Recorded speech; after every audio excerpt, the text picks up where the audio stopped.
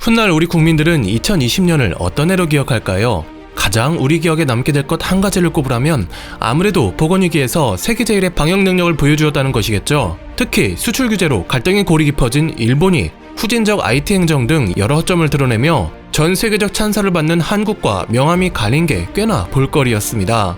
우리나라 방역의 강점은 봉쇄 없이 막아낸다는 점이라 할 수 있을 것입니다. 한국처럼 확산을 억제하는 나라는 몇몇이 더 있습니다만 중국이 선보인 봉쇄 정책을 그대로 적용해 경제는 큰 타격을 받았죠. 반면 한국은 위기에 밀리지 않는 것도 실력이다라는 것을 몸소 보여주며 올해 OECD 회원국 경제성장률 1위를 달성하기도 했습니다. 급박하게 돌아가는 상황 속에 영미권 선진국들이 급격한 하락세를 보이며 경제력 순위에 변화가 나타날 거라는 전망도 있었는데요. 최근 IMF가 내놓은 자료가 해외에서 뜨거운 감자가 됐습니다. 한때 해가 지지 않았던 나라 영국이 한국에 추월당했다는 게 나타났기 때문입니다. 2020년 하반기 IMF가 내놓은 리포트에 따르면 작년 한국의 1인당 GDP 순위는 영국, 일본에 뒤지는 26위였는데 올해 24위로 오르고 28위 일본과 함께 25위 영국을 추월했다는 걸 확인할 수 있습니다. 순위를 보니 구매력 기준 1인당 GDP로 보이는데요. 전 세계의 물가와 환율이 동등하다고 가정할 때 상품을 구매할 수 있는 능력을 보여주는 것으로 한 나라 국민들의 실질적인 삶의 수준을 보여주는 지표이기 때문에 우리나라의 상승세는 상당히 고무적이라고 할 수 있습니다. 물론 구매력 기준이라는 게 절대적으로 경제력을 나타낸다고 신뢰하기에는 무리가 있기는 합니다.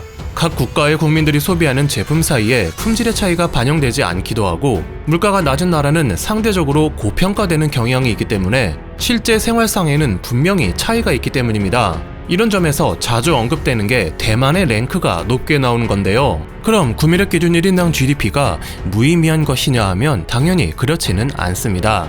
IMF, OECD 등 공신력 있는 국제기관들이 애써 만들어 발표하는 지표인 만큼 산업 규모나 비슷한 생활 경제 수준을 가진 국가들 사이에선 동향을 관측하는 데 유용하기 때문입니다. 한국의 경우 G11 국가들과 비교하면 우리 국민의 생활 수준이 어디를 향하고 있는지 알 수 있는 것이죠.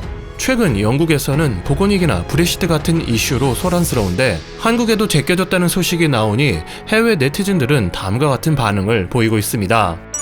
예전에 거만하게 생각했던 것처럼 서양은 최고가 아니야. 나는 한국인인데 이건 좀 터무니없는 것 같아. 농담인 거지? 현재 영국 정치 상황을 봐봐. 영국은 심각한 쇠퇴기에 있고 앞으로 상황은 더 악화될 거야. 과장 않고 많은 사람들이 향후 수십 년 안에 스코틀랜드가 독립하고 아일랜드가 합병될 거라고 믿고 있어. 사람들이 영국에 가지고 있는 이미지는 매우 부정확해. 런던 같은 몇몇 대도시 외에는 전혀 부유하지도 않고 생산성도 높지 않아. PPP는 농담이지. 가난한 사람들의 자기 위로일 뿐. 엄청 웃기네. 실질적으로 명목 수치는 경제 규모에 유용한 반면 PPP는 1인당 GDP에 더 유용하지. 1인당 명목 수치가 주장하는 것처럼 미국인이 한국인보다 2배 더 잘 살고 한국인은 러시아 사람보다 6배 잘 산다는 건 믿을 수 없잖아. 물론 대만이나 싱가포르를 보면 PPP도 단점이 있지만 여전히 1인당 명목 기준보다 유용해. 이번 보건위기가 끝나면 한국이 프랑스와 캐나다 또한 누를 것 같아 기분이 좋아. 일본은 저기에 있는 거야? 선타우너가 온다 아들아. 작년 21위 영국이 25위로 떨어진 건 아무래도 보건위기에 적절히 대응하지 못한 걸 주요 원인으로 꼽을 수 있습니다. 초기 중국에서 들어오는 인원을 통제하지 않았고 마스크의 효과가 불분명하다며 착용 권고를 유보했었죠. 결국 지난 5월 실질 감염자 수가 미국 다음으로 2위에 랭크되자 한국의 추적, 검사, 격리 전략을 포기해 영국 상황이 심각한 지경에 이르렀다며 영국 의원들이 정부를 질타했습니다. 이후 영국 정부는 한국을 모방하기로 정례 기자회견에서 발표했는데요.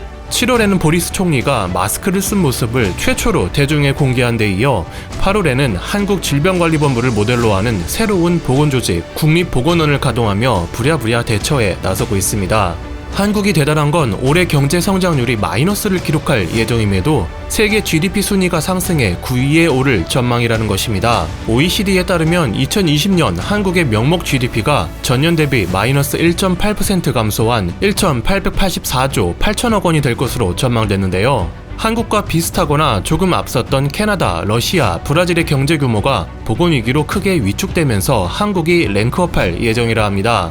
우리가 여기까지 올 수 있었던 건 준비된 체제와 함께 국민 여러분의 나라를 걱정하는 마음과 참여가 높았기 때문일 것입니다. 바이러스의 위협은 사라지지 않고 아직도 계속되고 있는데요. 앞으로도 서로를 다독여가며 이 위기를 극복해 나아갔으면 하는 바람입니다. 감사합니다. 와트맨이었습니다.